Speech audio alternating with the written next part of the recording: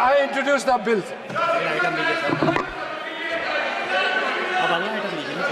Item number 14 Shri Kiren Rijiju ji committee में जा रहा है।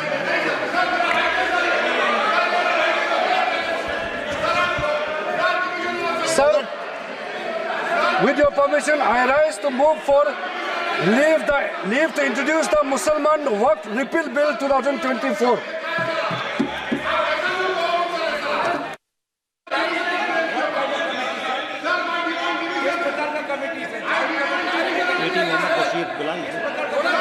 ET Mohammed Basheer item number 14 पे बोलना चाहते हैं। इंट्रोड्यूसर दूसरा बिल है। छोड़िए सर, अगला लीजिए, नेक्स्ट बेनी बानन नो, के राधा कृष्णन नो, सोगत राय जी। सर, ये जो बिल है मुसलमान वक़्फ़ बिल को वापस लेने के, ये कैसा होगा सर? वैसे भाई मुझे बोलने दो, फिर तुम बोलो। अरे बोलो ना।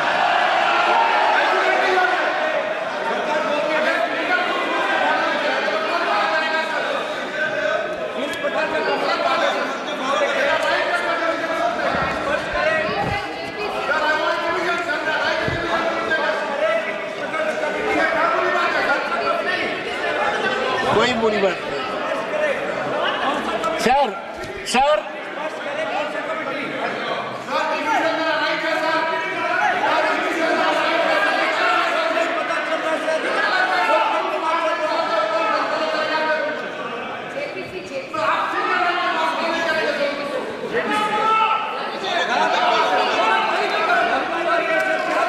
अभी मंत्री जी प्रस्ताव लाएंगे, अभी नहीं, इसके बाद, अभी इनको बोलने के बाद।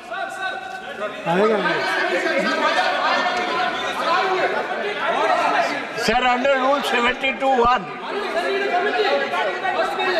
I oppose the introduction of this bill on Mussalman. एक मिनट, अभी वह प्रस्ताव ला रहे हैं इस कमेटी में। ये बिल और वो बिल एक ही है।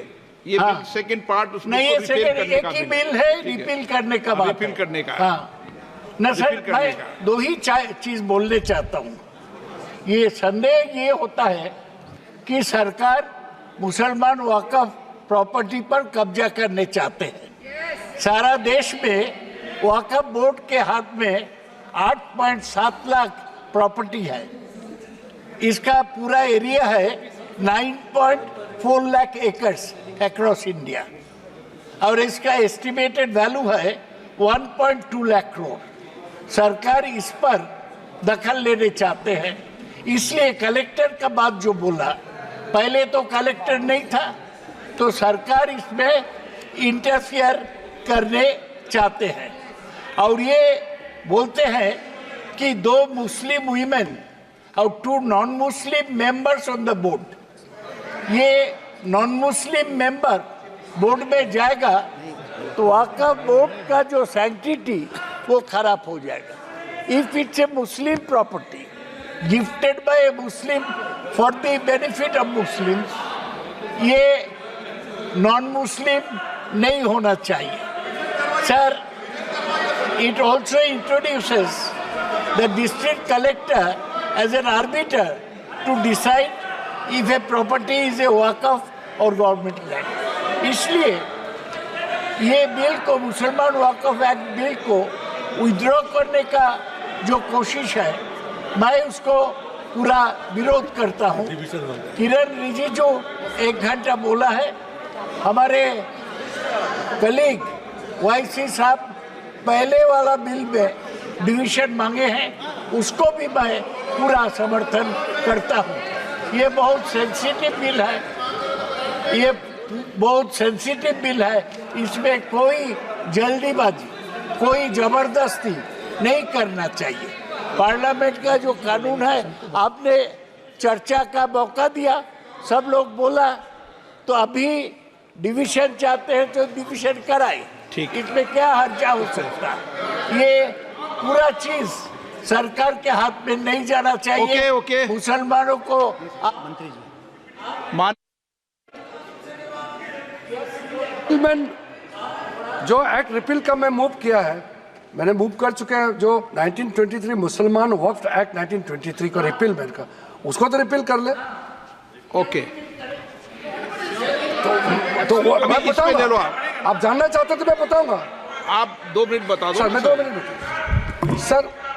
वो जाने तो ना हाँ, क्या नहीं, रिपीलमेंट का रिपीलमेंट भी कमेटी में जाएगा, इसमें क्यों डर रहे ये सर, रिपीलमेंट का ये है सर, मुसलमान वक्फ एक्ट तो कौन सा एक sir, the Mussalman Waqf Act 1923 was brought into force on 5th August 1923 and applied to the whole of then British India।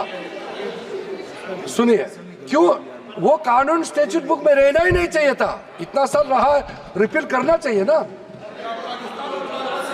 Including British Baluchistan and Santhal Parganas, उस समय का जुरिस्डिक्शन मैं बता रहा हूँ। The Waqf Act 1954, which enacted the laws of Waqf for the first time in independent India, provides white section 69 clause 1 sub clause 5 that the Mussalman Waqf Act 1923 does not apply to any waqf governed by the 1954 Act।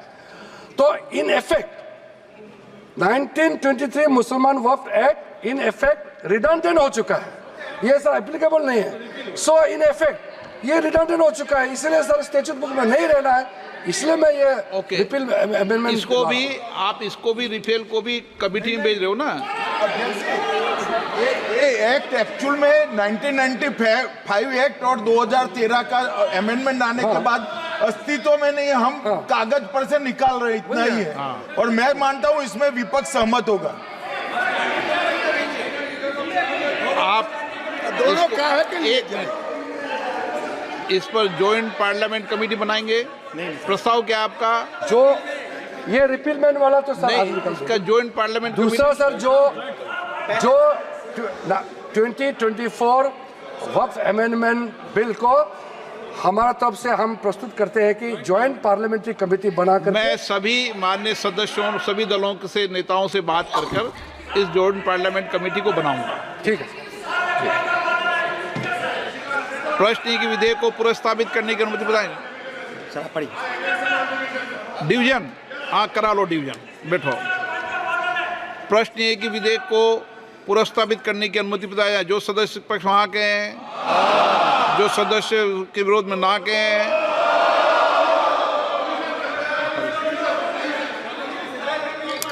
चलो, point of order.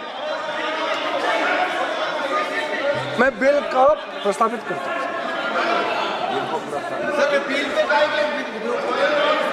नहीं चल रहा है sir. 67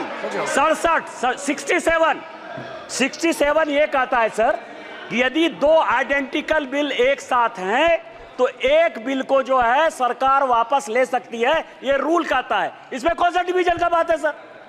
आपका जो rule है ये कह रहा है दोनों आइडेंटिकल बिल है।